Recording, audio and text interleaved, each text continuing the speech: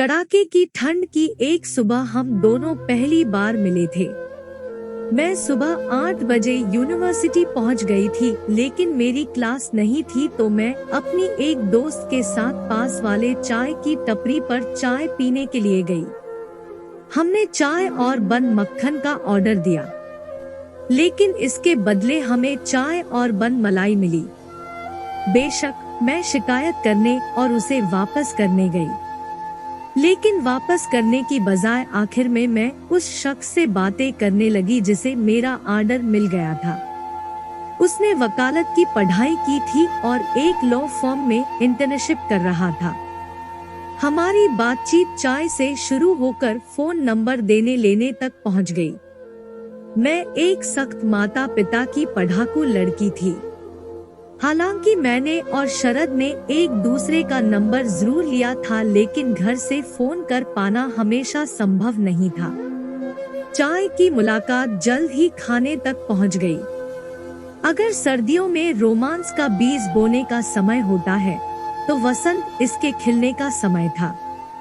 अक्सर क्लास खत्म होने या शाम के बाद मैं उससे मिलने के लिए घर से चुपके से निकलती थी।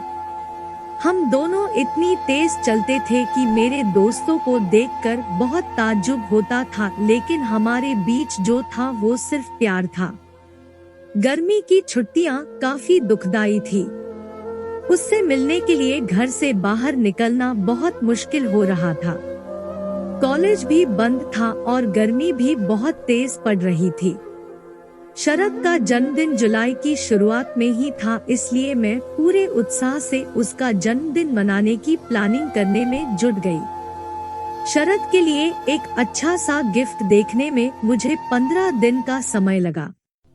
मैंने गिफ्ट को पैक कराकर उसके दोस्त को दे दिया कि इसे मेरी खातिर उसके जन्मदिन तक यह गिफ्ट अपने पास ही रखे। इस तरह मेरे घर पर किसी को शक भी नहीं होगा। वह शरद का काफी करीबी दोस्त था। मैंने उस दिन के लिए भी काफी सावधानी से योजना बनाई। बर्थडे केक और खास लंच का पहले से ही ऑर्डर बुक कर दिया, लेकिन मैंने बारिश को लेकर कोई प्लानिंग नहीं की थी। उसके जन्मदिन के 1-2 दिन पहले से बारिश हो रही थी।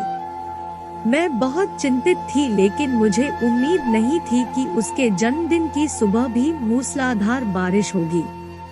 मुझे केक और लंच को रद्द करना पड़ा क्योंकि इतनी तेज बारिश में घर से निकलना भी मुश्किल था। मैंने सोचा कि शरद के घर पर केक भेजवा दूं, लेकिन मैं यह सोचकर रुक गई कि वह अपने मम्मी पापा से क्या कहेगा। अंत में मैंने उसके दोस्त को उसके घर जाकर गिफ्ट देने के लिए कहा। मैं बहुत निराश थी क्योंकि मैं शरद को फोन नहीं कर सकती थी और ना ही उसे देख सकती थी। आखिरकार मेरे साथ यह उसका पहला जन्मदिन था। उसके दोस्त ने मुझे मैसेज किया कि उसने शाम 5 बजे के आसपास मेरा गिफ्ट पहुंचा दिया। मेरा उतरा हुआ चेहरा देखकर मेरी माँ ने बहन को कहा कि मुझे हजरतगंज घुमा लाए और आइसक्रीम खिला लाए। एक दोस्त जो मेरी इस हालत को जानता था, वह भी हमारे साथ आया। हजरतगंज पहुंचकर हम एक शेड के नीचे खड़े हो गए। शाम के 6 बजे हमने आइसक्रीम का ऑर्डर दिया। जब मैंने दुकान से बाहर कदम रखा तो मेरे दोस्त ने मुझे चिढ़ाने के लिए कहा कि और कितनी तरह की आइसक्रीम देखोगी। फिर उसने मेरे हाथ पर चुटकी काटी और पीछे मुड़कर देखने के लिए कहा। जब मैं पीछे मुड़ी तो मैंने नीले रेनकोट में एक आदमी को देखा। उसने अपना स्कूटर खड़ा किया, अपना रेनकोट उतारा और एक मॉडल की तरह इधर-उधर घूमने लगा। वह वही शर्ट थी जो मैंने शरद को गिफ्ट की थी। नीली शर्ट में बारिश में जो आदमी भीग रहा था वह शरद था। वह मुझे मेरा गिफ्ट दिखाने के लिए जाने कैसे आ गया था। मैं उसे देखकर बहुत खुश हुई और उसे सामने पाकर मिलने वाली खुशी आइसक्रीम से मिलने वाली खुशी से कहीं ज्यादा थी।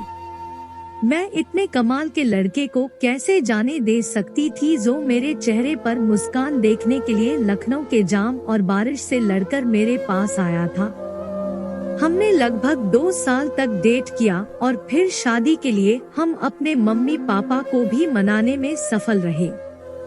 इस महीने हमारी सालगिरह है। तो दोस्तों, ये थी आज की कहानी। आप लोगों को हमारी आज की कहानी कैसी लगी हमें कमेंट करके जरूर बताएं। लेकिन उससे पहले अगर आप हमारे चैनल पर नए हैं तो हमारे चैनल को सब्सक्राइब करके नोटिफिकेशन बेल जरूर दबा लें।